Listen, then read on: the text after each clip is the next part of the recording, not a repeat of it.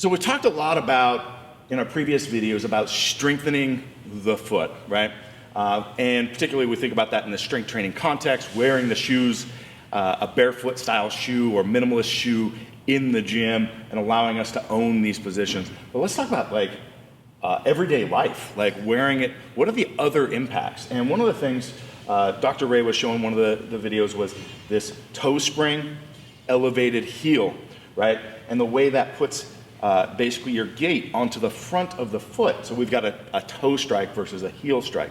So that does do some things, and you can correct me if I'm wrong here because you're the doctor on this subject. I'm not a runner, but I am aware of some of the stuff that happens here, and it actually ties really closely with strength training, and actually a whole lot of other things.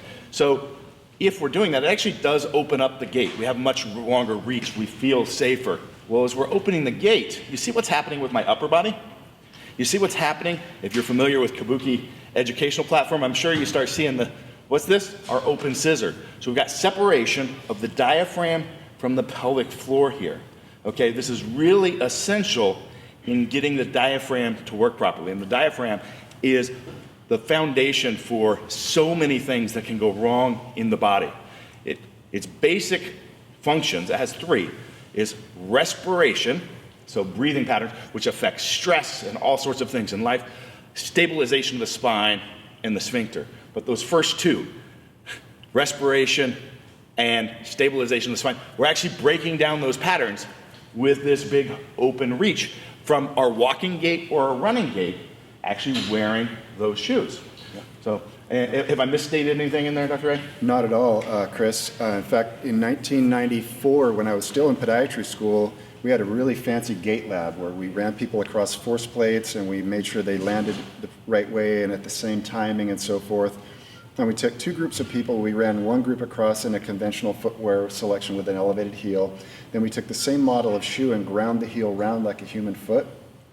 To Chris's point, not only are we open, we're also increasing impact forces by hitting the ground out in front of our body as opposed to getting our foot under our body. So if you're wearing any kind of athletic footwear with any kind of an elevated heel, you don't have any control over it. You are going to hit the ground out in front of your body. So that's one very valuable reason for looking for completely flat shoes, which Chris has designed. Now, there's a lot of parameters of gait that change based on how fast you're going. Walking gait, for the most part, is typically going to be a heel to toe. And the faster we run, the more we get up onto our toes. But the point that Chris and I want to make today, there are several design features that keep you from having natural gait.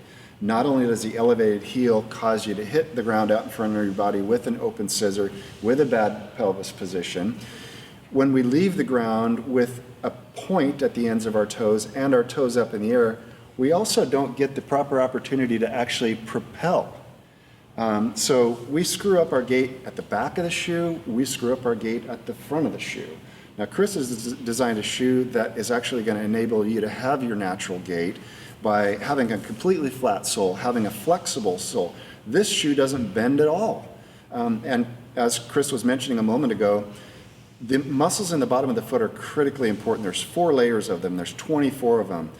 Why would we want them to be dysfunctional or not functional by wearing a shoe that doesn't bend? It doesn't make sense. The industry has been going this direction for a long time. Chris and I see the problems with it. That's why we want to get this information out to you guys.